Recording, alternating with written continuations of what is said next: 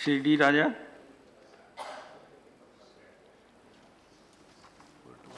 Thank you, sir.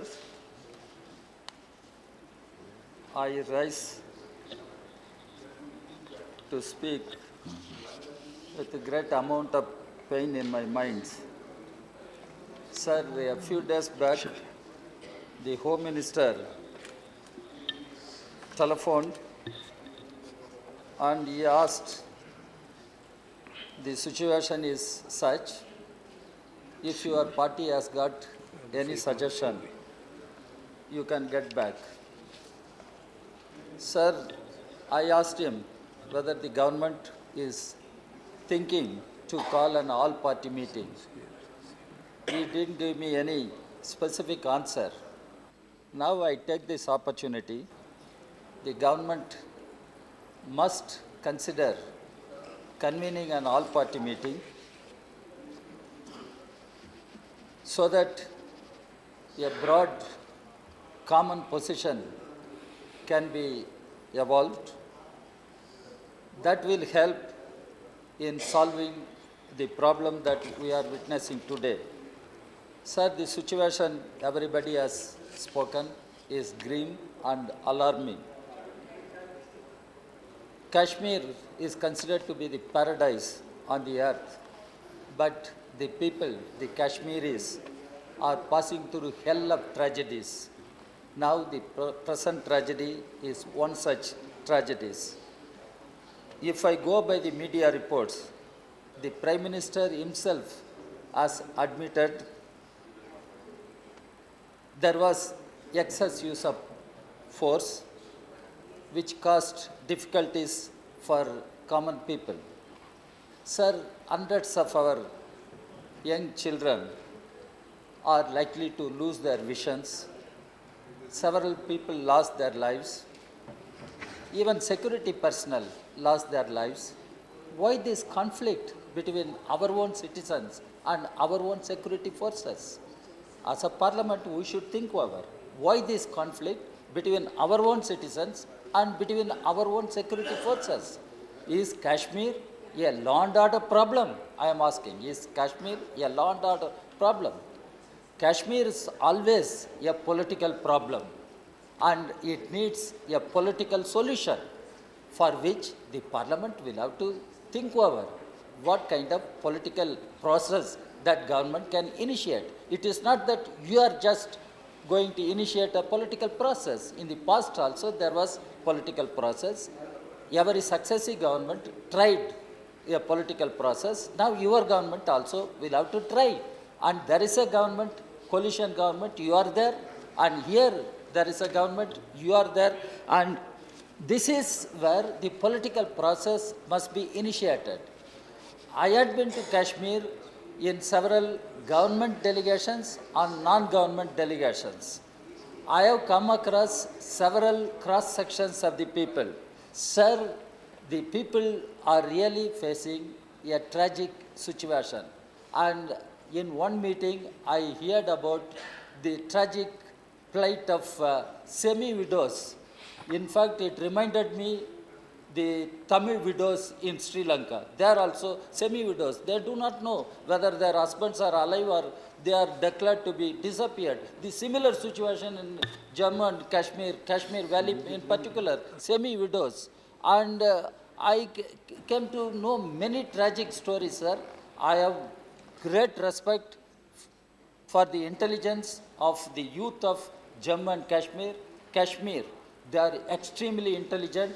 They are extremely articulate. They are well informed about the developments, not only within the country, around the country and all over the world. And they are so intelligent, the Kashmiri young people. We should have trust in the Kashmiri young people. And there is discontent among these young people. How to overcome this discontent? How to win the confidence of the young people of Jammu and Kashmir? How to win the confidence of the people of Jammu and Kashmir?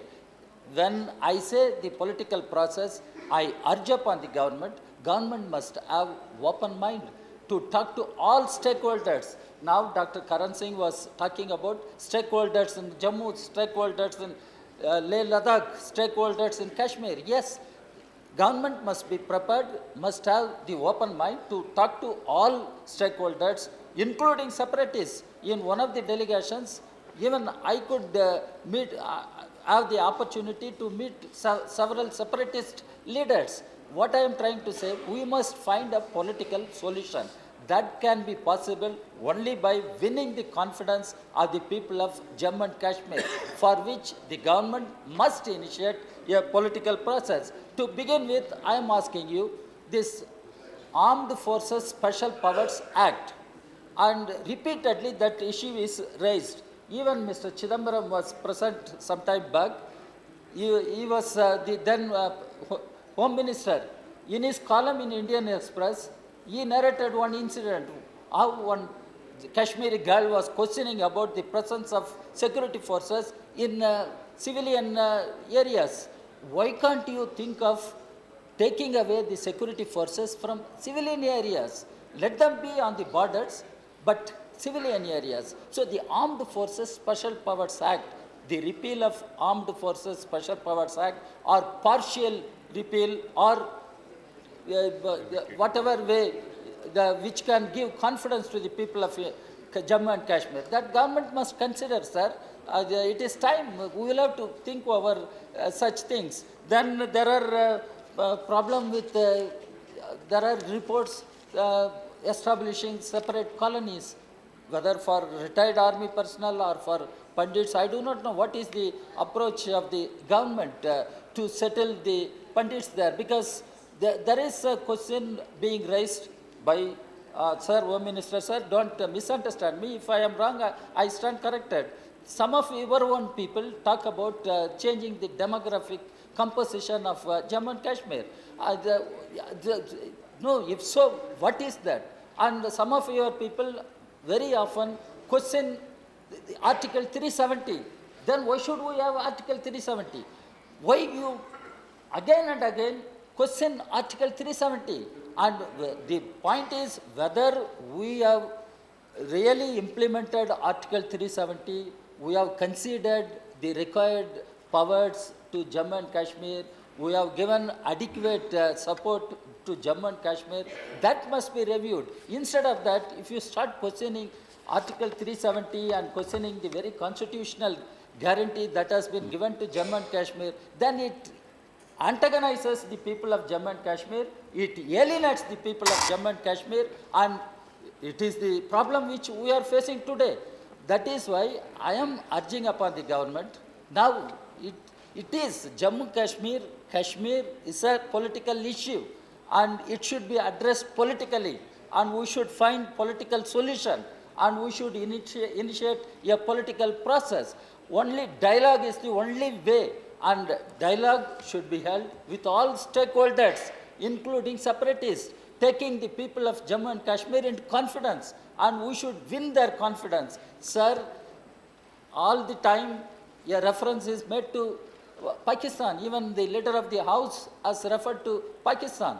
Even with Pakistan, we have been saying there should be a dialogue, composite dialogue, and we should resume the dialogue process, and war was not proved to be a solution to Indo-Pak relations also. Even Mr. Arun Jaitley has admitted there were wars between India and Pakistan, but we could not solve our problems, and they did not provide a solution. So dialogue is the only alternative. And here, in case of Jammu and Kashmir, to restore normalcy, to restore peace, and it is necessary that government initiates a political process. There, I think, the dialogue is the one way, and dialogue with all stakeholders should be initiated. And we should, as a nation, we should speak in one voice.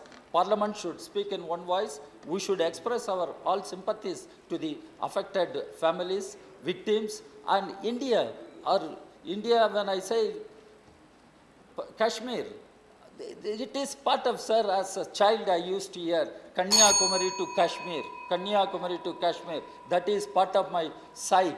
And now when Kashmir bleeds, I feel I bleed. The entire nation bleeds. And this bleeding must be stopped.